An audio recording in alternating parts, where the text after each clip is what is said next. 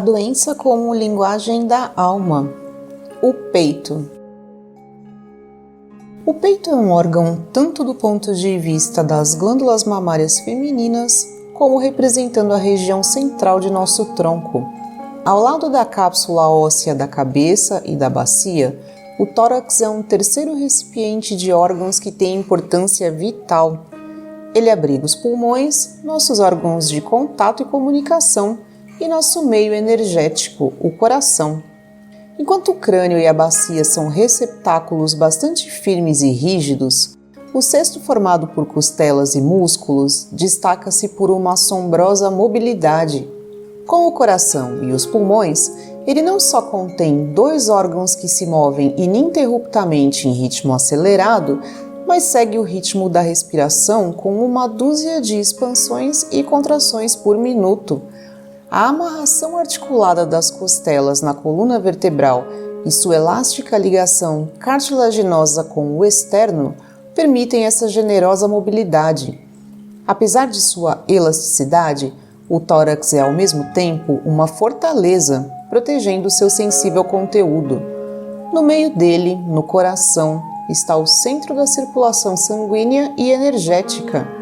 No plano corporal, tudo gira em torno do coração. Os orientais consideram o chakra do coração, Anahata, como sendo o quarto centro e também o ponto central dos 7 centros energéticos do ser humano. Os pulmões são o órgão da comunicação, já que é a coluna de ar que, adequadamente modulada pela laringe e pela cavidade bucal, dá forma à nossa linguagem. Quando se pensa que o ser humano é, em primeiro lugar, um ser social, os biólogos falam de um animal político. Fica claro o quanto o lar dos sentimentos do nosso coração e do nosso intercâmbio comunicativo é central para a nossa existência. Para a interpretação do peito, soma-se o fato de ele ser o meio e, portanto, o local de integração de tudo o que é racional e que vem de cima para baixo, de arcaico intuitivo que vem de baixo para cima e de emocional que vai de dentro para fora. Ele reflete em sua forma e função como o ser humano lida com esse variado exercício. O tórax saliente. Quando a função de abrigo do tórax, devido a uma necessidade exagerada de proteção, é reforçada através do encouraçamento muscular e do enrijecimento das articulações, o cesto transforma-se em uma gaiola que mantém presos o coração e os pulmões. Ainda que essa gaiola, por meio da ventilação correspondente, possa ser bastante espaçosa, continua sendo uma prisão. Ao se prender seres alados, o sentido essencial de suas vidas se perde. Os pulmões, em seu papel de órgão de intercâmbio do corpo, têm suas possibilidades limitadas e nem podem extravasar completamente, nem inalar ar fresco na medida de suas possibilidades. O ar é nossa energia vital primária, já que contém o oxigênio que nos mantém vivos, o prana, a força da vida que nos dá sua energia. Como nós, de qualquer maneira, tendemos a utilizar apenas uma pequena parte de nossa capacidade pulmonar, uma limitação maior ainda pode até ser compatível com a sobrevivência, mas não com uma vida plena. O amor, seu principal motivo, morre na prisão, uma vez que vive de dar e receber. Quando nós nos concentramos no peito, inspiramos profundamente e em seguida retemos o ar, temos uma sensação desse estado rígido, entumecido. Com bastante rapidez, surge uma sensação de sobrecarga e de plenitude, mas uma plenitude que provoca pressão. Pelo fato de expandir-se, o tronco se torna dominante. Com relação aos sentimentos, mas também no âmbito de abastecimento de energia, sua expansão acontece à custa da parte inferior do corpo. Assim como o peito imponente se destaca do resto do corpo, esse estado físico reflete a atitude básica da alma, que devido a um sentimento de superioridade, quer controlar a si mesma e ao resto do mundo. A doença tipicamente relacionada com esse tipo de peito é o enfisema pulmonar com tórax de barril. Essa é a denominação para uma caixa torácica muito ampliada, em forma de barril, que se enrijece, não permitindo flexibilidade nem abertura para a energia vital da respiração. É necessário reprimir os sentimentos para que esse desconhecimento de si mesmo possa existir. Isso, por sua vez, é natural para esse tipo de peito, já que ele, em sua rigidez, se fecha para o fluxo de todas as energias.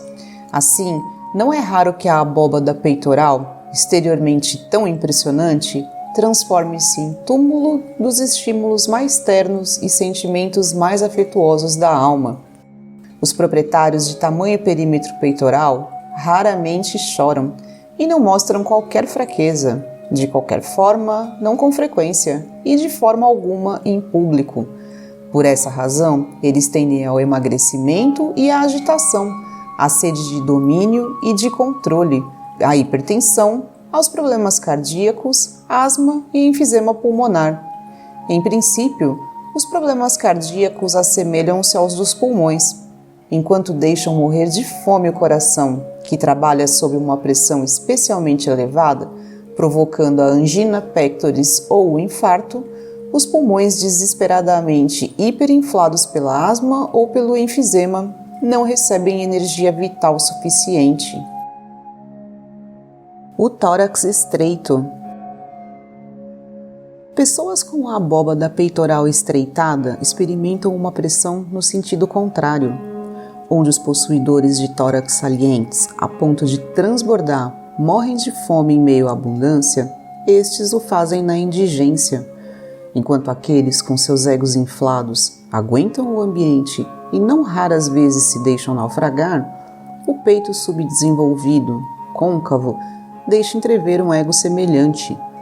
Muito distante de tomar a vida de peito, os afetados sentem-se fracos, vazios e, no fim, essa sensação de vida também pode ser facilmente simulada pela respiração, quando se expira totalmente e não se volta a inspirar por um longo período de tempo. A sensação de pressão do vazio transforma-se muito rapidamente em algo torturante e desesperador. A estreiteza e a angústia estrangulam os afetados. Eles se sentem permanentemente como se a angústia ou o medo tivesse tomado conta de seu corpo e eles precisassem aprumar a si e a seus tórax, reunindo as últimas reservas de energia. Com a profundidade da respiração diminuída e o batimento cardíaco fraco, eles têm razão em sentir-se esquecidos pela vida, embora evidentemente deixem de inspirar ar fresco suficiente e renovar seu sangue. Nesse sentido, não é de admirar que eles frequentemente sofram com a sensação de não receber a parte que lhes toca e esperem ajuda externa. O estado anímico fundamental está impregnado de sentimentos de mesquinhez e de inferioridade, chegando a depressões. A qualidade de vida é dominada pela estreiteza e pela angústia.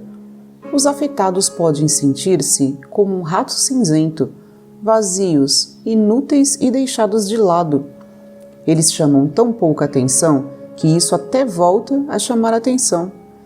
Cansados desta vida e da vida, eles esqueceram que aquilo que admitem em seu peito estreito tem pouco a ver com a vida. Neles, a caixa do peito, que na verdade quer transbordar de sentimentos e emoções, é pequena demais, vazia e fechada. Por essa razão, eles costumam ter na cabeça grandes pensamentos que chegam até às fantasias de onipotência.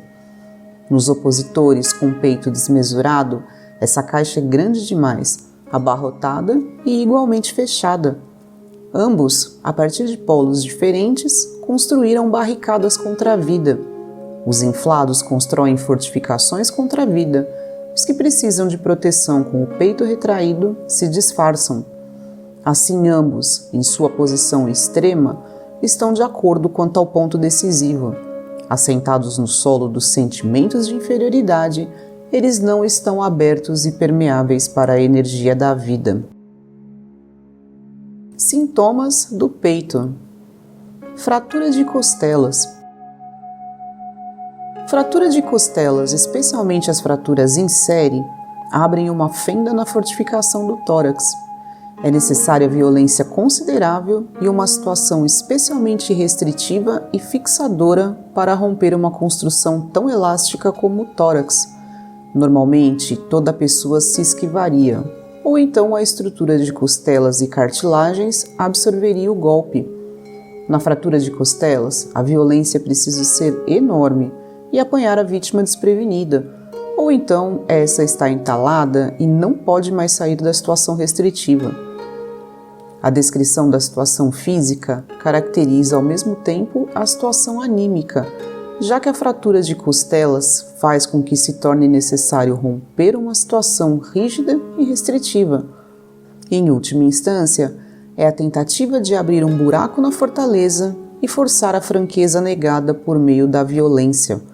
Aquela abertura física forçada pela fratura e, sobretudo, a maior mobilidade obtida dessa maneira deveria ser realizada no plano anímico e espiritual.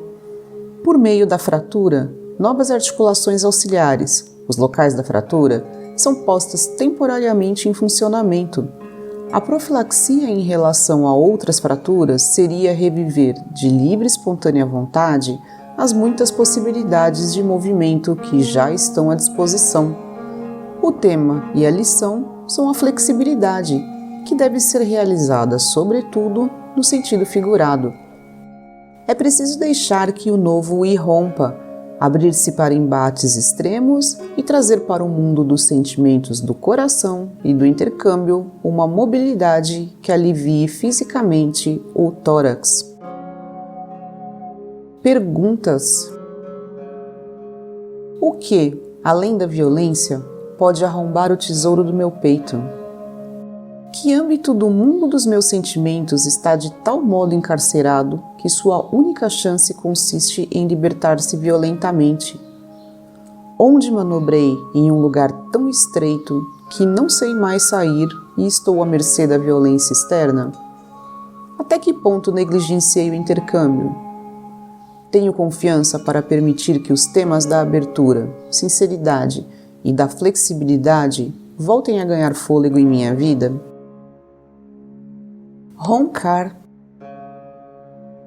O fenômeno do ronco, que se torna mais frequente à medida que a idade avança, afeta, mais que a respiração, o tema da comunicação. Soma-se a isso uma problemática de ritmo que se expressa nas fases irregulares da respiração. No âmbito noturno, a comunicação decorre de forma angulosa e áspera. Há uma resistência considerável em jogo. As pessoas que roncam têm medo de incomodar os outros e o fazem noite após noite. Seu contato com o ambiente está perturbado. O organismo deixa claro que quer ficar sozinho, ao menos durante a noite. Ruidosamente, eles mantêm os outros à distância. Com o pretexto de não querer incomodar, eles abrem espaço para si mesmos. Ainda que se empenhem em enfatizar o quanto gostariam de passar a noite juntos na cama de casal, seu sintoma fala uma outra linguagem. Caso alguém ainda assim ousasse aproximar-se deles durante a noite, precisaria de considerável humildade e vontade de subordinação em meio a seu ritmo inaudível, ou então de tampões de ouvido. Ele, assim, estará surdo em relação ao roncador. Não resta dúvida quanto a quem dá o tom aqui. Suspeita-se que os roncadores não estão em condições de abrir espaço, exigir distância e respeito e dar o tom durante o dia. Eles demonstram em alto e bom som que precisam de mais atenção, de qualquer maneira, ao menos no que se refere a seu lado noturno, de sombras. Este corresponde à porção feminina, escura da alma. O ruído de serrote em uma ou em ambas as fases da respiração fala de uma comunicação dura, pouco afiada. Por trás disso, oculta-se uma argumentação crua e um esforço para comunicar, de que os afetados não têm consciência. Para os outros, no entanto, o estilo de comunicação alto, demonstrativo, que não pode deixar de ser ouvido e que frequentemente é agressivo, fica muito claro. O fato de os roncadores serem os únicos que não percebem seus roncos indica que eles também são os únicos que não percebem seu estilo de comunicação. À noite, portanto, eles precisam de válvulas de escape para expressar de forma crua tudo aquilo que ainda não foi dito. O alto consumo de energia desse tipo de comunicação é audível no esforço que fazem. Ao acordar, eles estão correspondentemente menos descansados. O problema de ritmo destaca-se nas pausas de respiração extremamente longas, que ocorrem com frequência e que, de forma reflexa, forçam a uma inspiração especialmente profunda.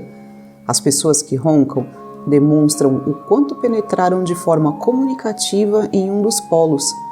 Reflete-se aqui uma forma de comunicação cansativa a ponto de fazer faltar o ar, forçando as pausas de respiração correspondentes. Os longos intervalos sem ar explicitam que muitas vezes não ocorre qualquer intercâmbio. Comunicação é troca. As pessoas que roncam, entretanto, expelem mais do que compartilham e finalmente se bloqueiam até que pouco antes de sufocar, voltam a tomar ar de maneira que não pode deixar de ser ouvida. Não respirar quer dizer não participar da vida. Foi comprovado com a maioria das pessoas que roncam que elas, devido a seu extenuante estilo de comunicação, precisam, por um lado, de longas pausas de regeneração e que, por outro, descansam pouco com esse tipo de sono. Elas compensam a baixa qualidade por meio da quantidade. Aqui poderia estar também a explicação para as indicações das estatísticas de que as pessoas que roncam não são saudáveis. Não é tanto que o roncar em si não seja saudável, ele é uma indicação de uma situação fundamentalmente pouco saudável. Perguntas. Onde exagero um dos polos da realidade? Até que ponto falta em mim a ligação entre os extremos? Que papel desempenha a comunicação do lado feminino da alma? Onde me excluo da corrente da vida? O que separa em minha comunicação? O que liga? Como posso encontrar um ritmo de vida harmônico? Parada respiratória em recém-nascidos ou morte infantil súbita? Este quadro de doença, na verdade de morte, que tem se tornado mais frequente nos últimos tempos, permanece completamente inexplicável pela medicina. Os recém-nascidos morrem de parada respiratória e são encontrados mortos no berço, sem qualquer sintoma ou sinal de uma luta interior. É como se eles esquecessem de respirar. Embora naturalmente não exista qualquer experiência terapêutica, os pais afetados têm grande interesse em interpretar o enigmático acontecimento. Ele surge, desde o início, como uma suspensão de comunicação com o mundo, talvez se pudesse dizer com este mundo. De fato, nosso ambiente ameaçado, especialmente nas grandes cidades e especialmente para as crianças, já não é mais um lugar onde vale a pena viver. Sem querer imputar toda a culpa à morte infantil súbita, cada vez mais crianças sofrem e morrem devido ao fechamento da laringe causado pela difteria, passando pela bronquite obstrutiva e pela asma. Paralelamente no tempo a esse fenômeno antes desconhecido, um outro drama igualmente misterioso ocorre nos mares do planeta. Cada vez mais, as baleias se suicidam ao nadar para a terra e resignar-se. As tentativas humanas de impedir o drama são frequentemente aniquiladas pela poderosa força de vontade dos animais. O peito feminino. O peito feminino, tanto por sua função como por sua forma, tem importância central. Chamada de mama na linguagem utilizada pela medicina, ele simboliza a maternidade e a capacidade de nutrir. Com o crescimento da criança no útero, crescem também os seios, e no momento do nascimento eles estão túrgidos devido ao leite que os enche. A primeira vez em que a criança é amamentada, desperta um sentimento de volúpia entre mãe e filho. Além do mais, isso tem um efeito favorável em relação às dores puerperais e à recuperação do útero. É, por assim dizer, o sinal para a recuperação após o nascimento.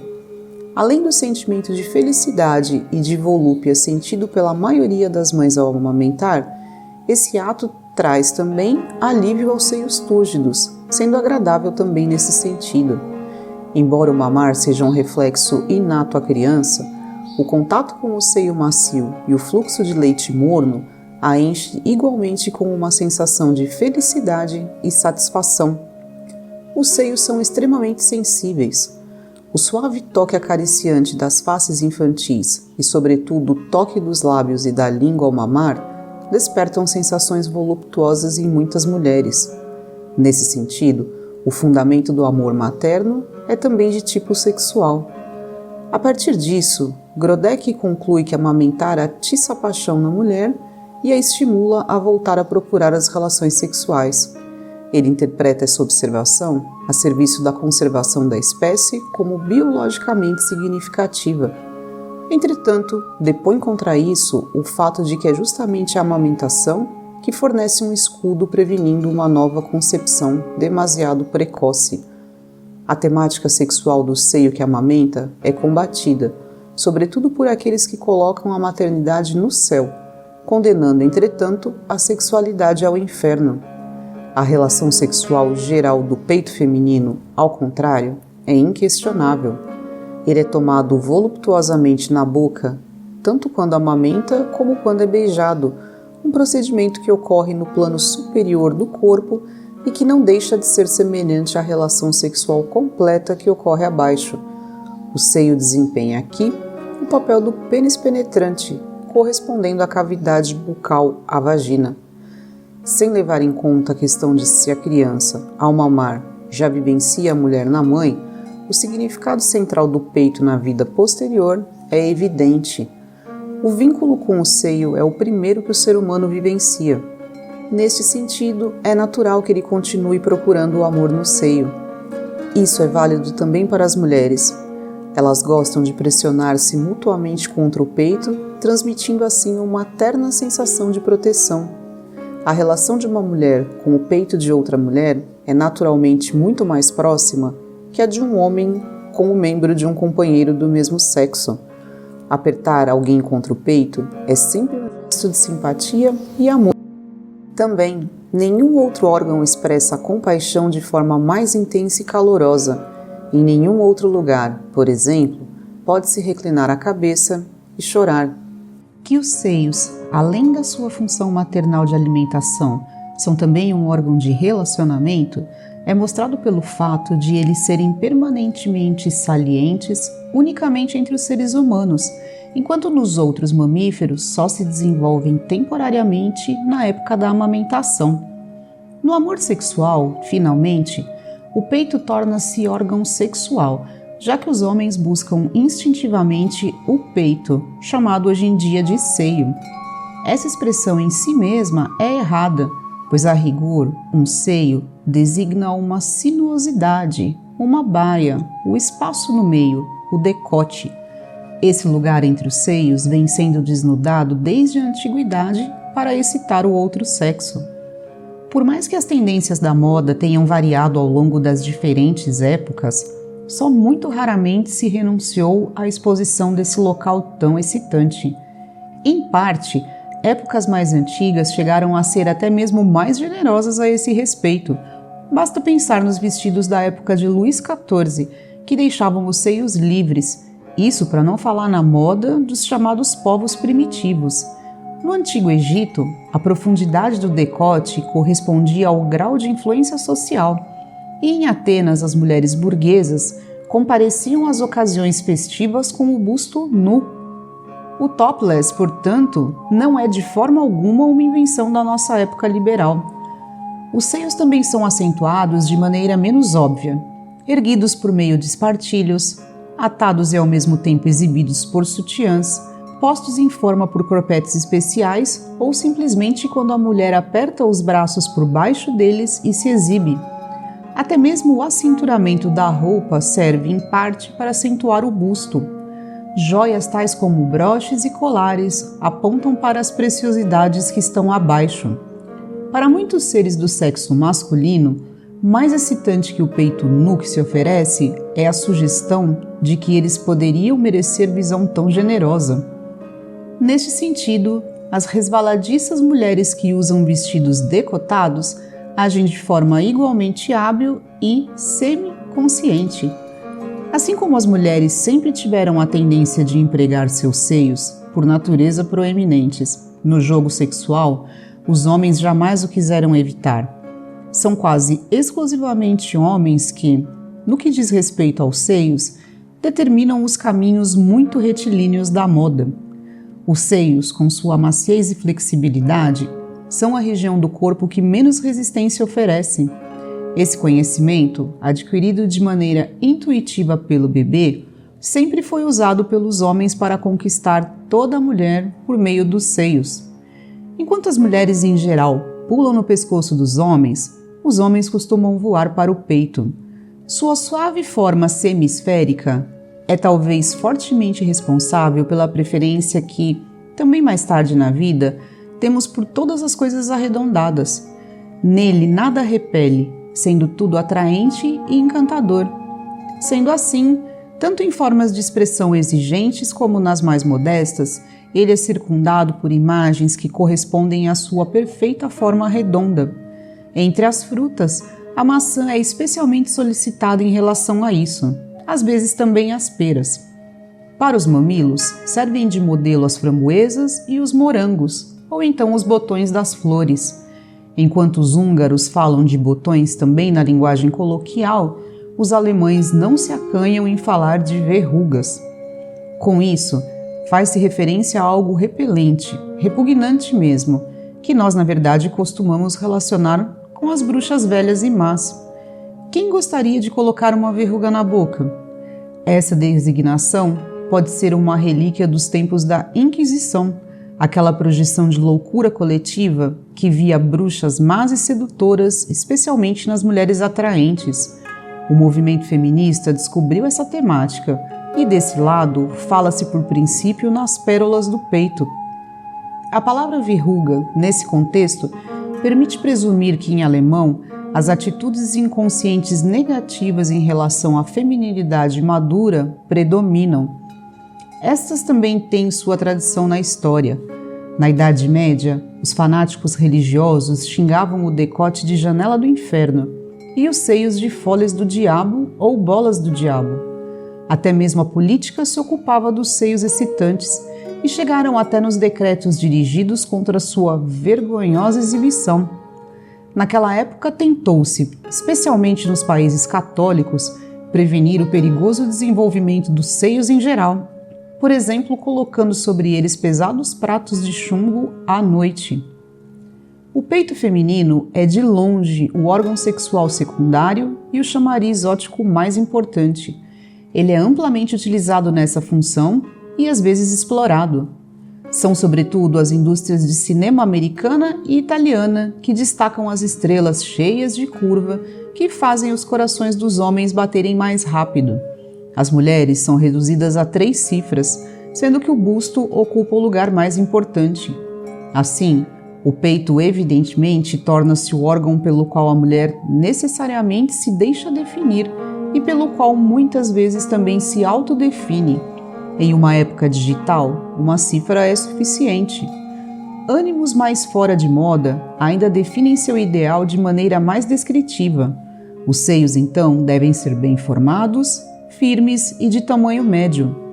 Caso sejam muito pequenos, são degradados como ausentes, e quando são grandes demais, passam a ser considerados uma provocação juntamente com sua proprietária. É difícil para nós conceber que existem culturas que têm outro ideal e que, por exemplo, dão preferência aos peitos caídos, que lá são símbolos de madurez, fertilidade e de uma vida muito bem vivida.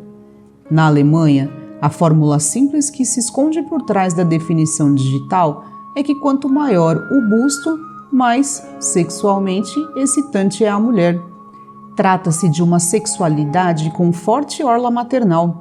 O conquistador masculino pode esconder-se em tais seios e deixar-se mimar por eles como quando era bebê.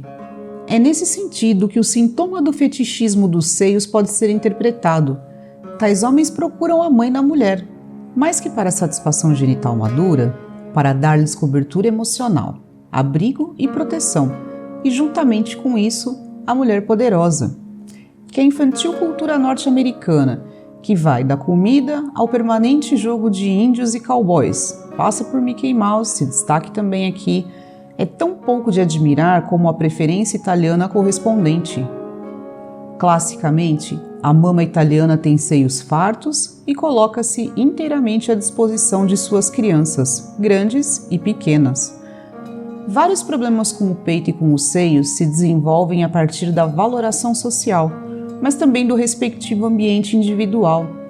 A silhueta ideal está em boa parte submetida ao gosto de cada época. Se na virada do século a demanda ainda era por silhuetas arredondadas e mais generosas, hoje em dia pede-se uma linha esguia. A imagem ideal da estrela cheia de curvas difundida por Hollywood era a da mulher esbelta com seios grandes. O ideal Twiggy, uma silhueta de rapaz praticamente sem seios, já fez furor no mundo antigo. Nesta variedade de ideais, os problemas não podem ficar de fora. De fato, nenhum órgão, incluindo o nariz, é operado tão frequentemente sem necessidade médica como o peito feminino. Ao mesmo tempo, entretanto, também nenhum órgão feminino é operado com mais urgência e necessidade, já que o carcinoma de mama é o câncer mais frequente nas mulheres. Câncer de mama.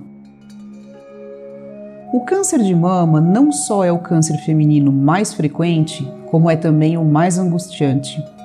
Quando algo tão duro e tão maligno cresce de maneira tão palpável no lugar mais belo e mais macio, provoca ainda mais horror. Os princípios enunciados no capítulo geral sobre câncer são válidos para o sintoma em geral. A localização e o significado especial do órgão em questão trazem o plano do acontecimento para si. Quando o suave tecido glandular da mama, em vez do natural aconchego e prazer que proporciona, torna-se duro e maligno, os temas da maternidade, do prazer e do relacionamento são enunciados e fornecem a base do drama. Aquilo atingiu a afetada no lugar mais sensível, nas proximidades do coração, e ela o guarda para si, não deixando que ninguém perceba o quanto está ferida e zangada. O corpo, portanto, precisa mostrar o que está realmente acontecendo, e é o inferno que pulsa em seu seio o coração tornado literalmente antro de assassinos. Ao lado do aspecto da sensibilidade, o peito, devido à sua forma, tem um caráter destacado também na sexualidade e, portanto, é enunciado também o componente agressivo do erotismo. A fase do colapso do sistema imunológico e, com ele, a da irrupção da doença propriamente dita está, no caso do câncer de mama, marcada por uma profunda preocupação que a afetada não admite em toda a sua envergadura. Ela se aflige com algo muito mais do que admite, apertando-o em seu peito não para tê-lo mais perto, mas para ocultá-lo. Ela não grita o quanto está preocupada ou zangada com o ultraje ou ferimento infligido, tendendo a conservá-lo em seu seio, onde ele pode encarnar-se e transformar-se em câncer. Aquilo que parece reserva altruísta e que às vezes é considerado e mal interpretado como sendo compreensão, é muito mais a angústia de atacar e de acusar, de lutar pelos próprios interesses. Muitas vezes o orgulho também impede uma oportuna erupção.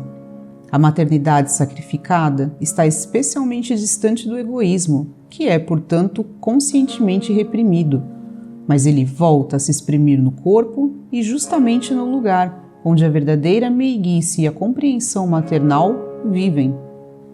Não se pode dizer nada contra esses elevados ideais, apenas que a afetada, evidentemente ainda, não está em condições de viver esse objetivo sem reservas.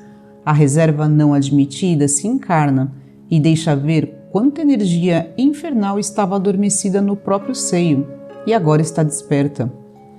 Toda a agressividade, energia destrutiva, avidez e falta de consideração irrompe agora no plano do corpo. Os macios tecidos alimentadores do peito, cuja tarefa é dar, cuidar e alimentar, tornam-se egoístas a um ponto que a afetada jamais gostaria conscientemente de ser. O corpo, com isso, lhe retira algo que ela recusa, não porque não o tenha, mas porque não o assume ou não o admite. Também no que se refere ao peito como órgão de relacionamento, No câncer de mama, a agressividade mergulha igualmente na sombra.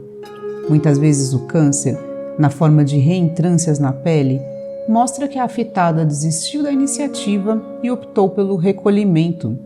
O recolhimento, entretanto, não é indicado no plano corporal, mas unicamente no anímico, e mesmo assim, somente no sentido de recuperação da relídio.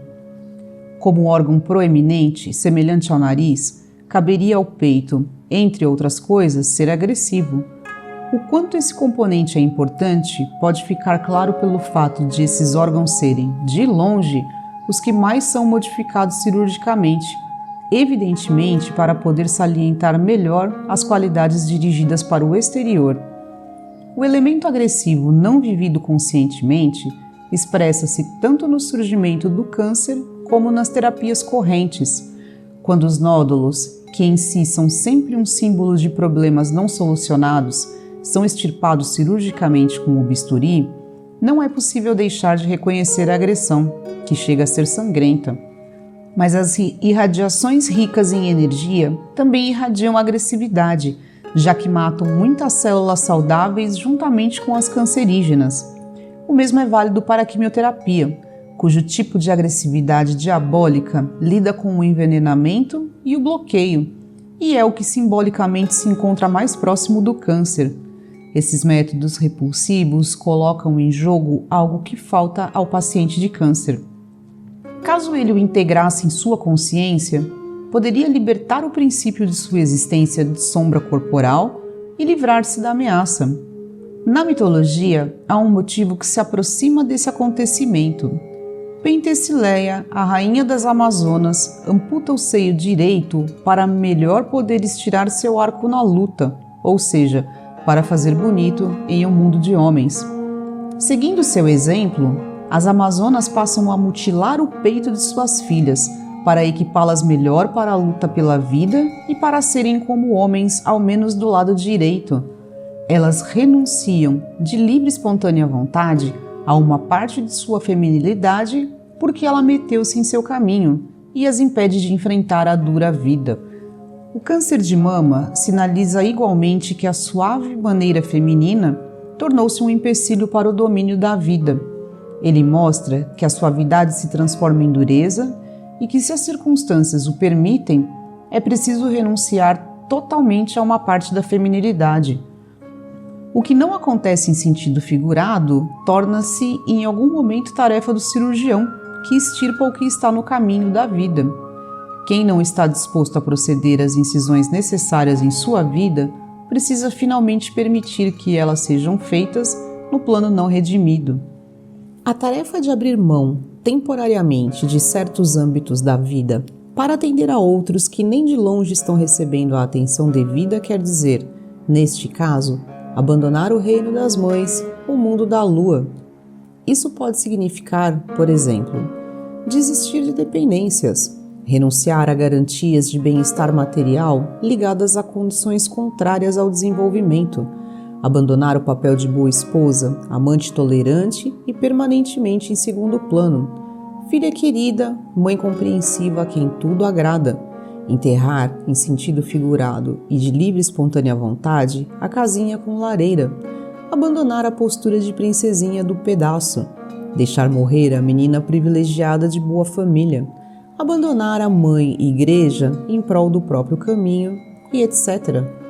O câncer é fundamentalmente um sinal de que não se trilha ou não se está mais trilhando o próprio caminho de desenvolvimento, que o nascimento da alma não está se consumando. O câncer respectivo mostra à pessoa em que ponto do canal de nascimento se ficou atascado. Em se tratando do peito, arranha-se o sensível âmbito da maternidade e, com isso, toda a problemática de cuidar e ser cuidado, de alimentar e ser alimentado, de amamentar e ser amamentado, de prover e ser provido. Portanto, não é de admirar que nas pacientes de câncer de mama, quase sem exceção, encontremos relacionamentos especiais de maternidade, desde inexistentes, passando pelos que são negados, até excepcionalmente profundo e bom. É nesse contexto que se deve pensar também No que se refere à rachadura do mamilo, um sinal de alerta para o câncer de mama que afeta no mínimo 10% das pacientes, as glândulas mamárias começam a produzir leite e indicam que o tema da alimentação e da amamentação mergulhou na sombra. Como símbolo da maciez e da meiguice, enuncia-se também com o peito a temática do manter e ser mantido, da vulnerabilidade e do martírio, do insulto e da sensibilidade. O peito, como órgão de relacionamento, coloca perigosamente em cena os temas do recolhimento e do estar fora de si, da atração e da sedução, do ocultamento e do desafio. Em tudo isso, o objetivo justamente não é fazer o certo, o que é bom ou o que se espera, mas descobrir e impor aquilo que é próprio, individual. Cada caminho de desenvolvimento é único, ainda que sua meta, a unidade, seja idêntica à de todos os outros caminhos. Em última instância, é preciso realizá-lo, mas antes deve realmente entrar em jogo o amor como liberação da temática do câncer. Esse amor não tem evidentemente nada a ver com ser amável. Antes de chegar a esse ponto, em que a mulher é uma com tudo e com todos, justamente é preciso deixar claro que ela não está de acordo com tudo, mas que tem a intenção de trilhar seu próprio caminho. Para isso ela precisa, então temporariamente, fazer pouco da suavidade, da flexibilidade, da capacidade de adaptação e dos outros atributos típicos da feminilidade. É certamente mais saudável renunciar a isso de livre e espontânea vontade em determinadas fases da vida do que precisar renunciar ao símbolo desses traços femininos típicos, o peito. Caso o peito já tenha sido perdido nesse ajuste de contas, torna-se claro então o que a mulher tinha nele. Perdeu-se muito mais que um órgão. Vai-se também um símbolo e com ele uma parte do sentimento de valor próprio. Quando uma mulher não se sente mais uma mulher de verdade após a amputação, ela sentia-se mulher, sobretudo, por meio de seu corpo. No futuro, ela será forçada a não mais se definir unicamente segundo a feminilidade corporal. Outros conteúdos vitais querem ser atendidos. Mulheres que sacrificaram um ou até mesmo os 2 seios ao câncer e sobreviveram muitos anos à amputação relatam impressionadas como suas vidas se modificaram, principalmente no sentido do conteúdo. O mito das Amazonas pode deixar transparecer aqui um pano de fundo. Assim, a perda pode transformar-se em oportunidade para encontrar uma nova identidade individual. Um conteúdo vital, central consigo mesmo e que tem pouco a ver com os outros, precisa entrar na vida. Aqui pode ficar claro por que o câncer de mama tornou-se o câncer feminino mais frequente. Sua taxa de crescimento é impressionante. Enquanto menos de 30 em cada 100 mil mulheres morriam de câncer de mama na República Federal Alemã em 1961, em 1985 já eram mais de 40. Essas cifras tornam-se ainda mais assustadoras quando se pensa que o sistema de reconhecimento precoce já tinha obtido êxito completo e a operação permitia a quase 90% das mulheres sobreviver aos 5 anos seguintes sem recaída. O enorme índice de crescimento tem evidentemente a ver com uma problemática que vem se acumulando em nossa sociedade moderna. As glândulas mamárias, de qualquer forma, nunca foram um órgão especialmente propenso ao câncer. Como já foi mencionado, há culturas que não conhecem esse aumento da incidência de câncer e, consequentemente, esse aumento da incidência de câncer da mama. No caso do peito, trata-se naturalmente de tecidos declaradamente sensíveis. Por outro lado, eles existem também na boca. Aqui se deveria somar ainda o contato com um sem número de substâncias cancerígenas. Apesar disso, há muitíssimo menos câncer nas mucosas da boca. Nas vacas leiteiras, que sofrem de inflamações do úbere com maior frequência que as mulheres sofrem de inflamações nas glândulas mamárias, o câncer nessa região é desconhecido. Ao se buscar a situação específica, não é difícil descobrir a negligência do caminho feminino próprio, que não precisa ter nada a ver com o ideal feminino em voga e que requer muito mais dureza e força do que muitos consideram correto. Nesse contexto, encaixa-se também o fato de que as freiras são afetadas pelo câncer de mama com uma frequência acima da média. Fica em suspenso saber em que medida a vocação religiosa vai contra o caminho feminino.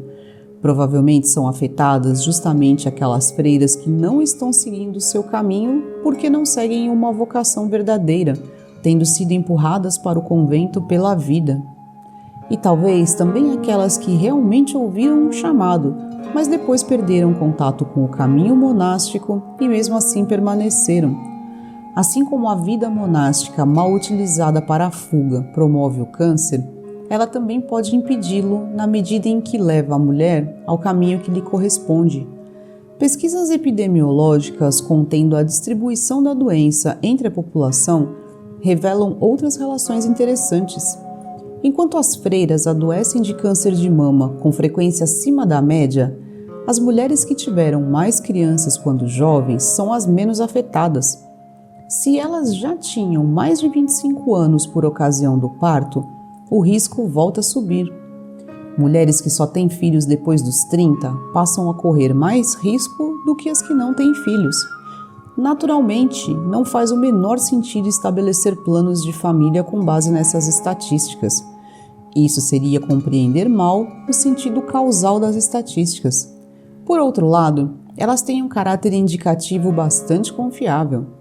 Logo, ter filhos precocemente continua sendo decisivo para a autorrealização de muitas mulheres, enquanto ter filhos mais tarde poderia ser uma exigência que vem de fora ou uma consideração racional. A isso correspondem experiências da psicoterapia, onde não é raro constatar que, sob a superfície de um estilo de vida moderno, continuam vivendo ideais e padrões primevos.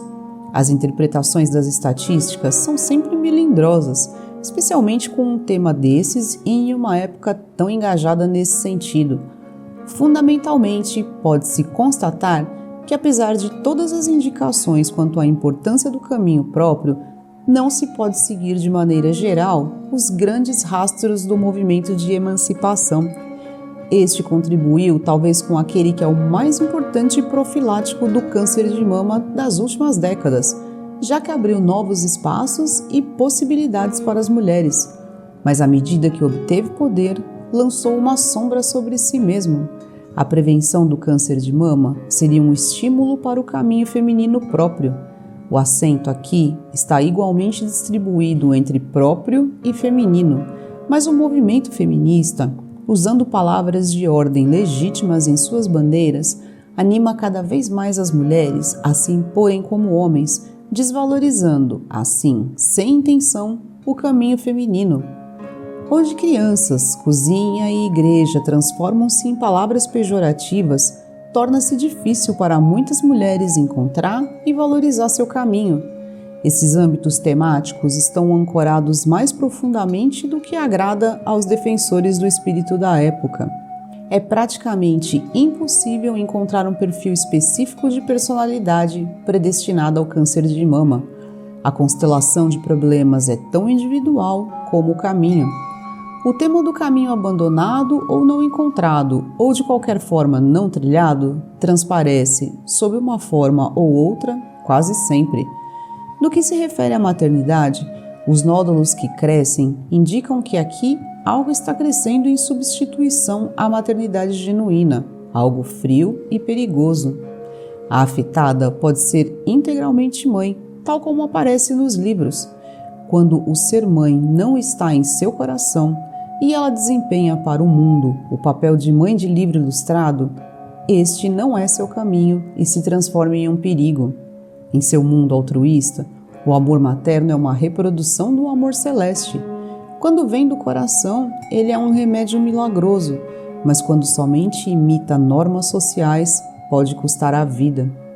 A mulher modelo que está inteiramente satisfeita consigo mesma e com seu companheiro pode ter o mesmo problema por se aproximar tanto do ideal feminino, mas quando ele não corresponde a seu ideal interno, sua vida modelar também pode ser suspeita de câncer.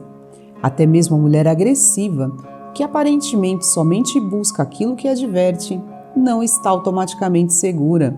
Quem desempenha o papel de vamp com tanto êxito sem sê-lo está em perigo como o rato cinzento que gostaria de ser vamp e não se atreve.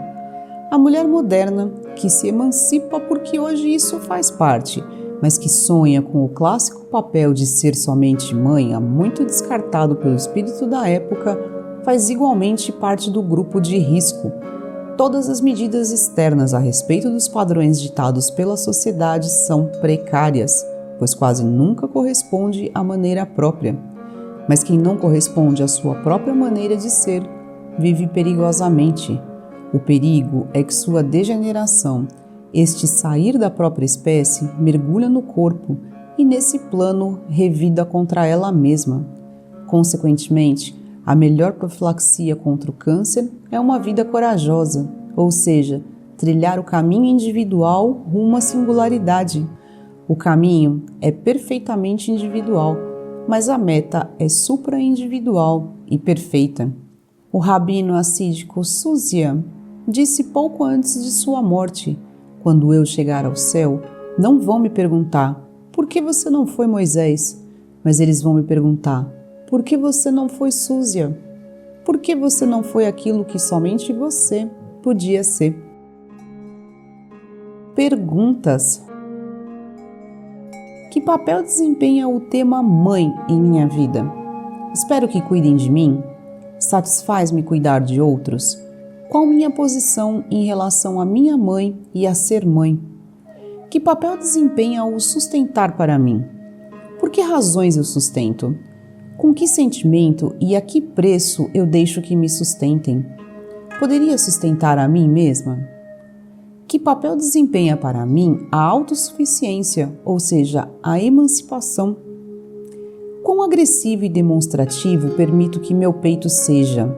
Atrevo-me a usá-lo como sinal? Encontrei meu caminho como mulher? Estou progredindo nele? Isso que vivi até agora foi minha vida? Isso que vejo vir em minha direção é minha vida? Para onde vai me levar? Qual é meu sonho? Qual é minha meta?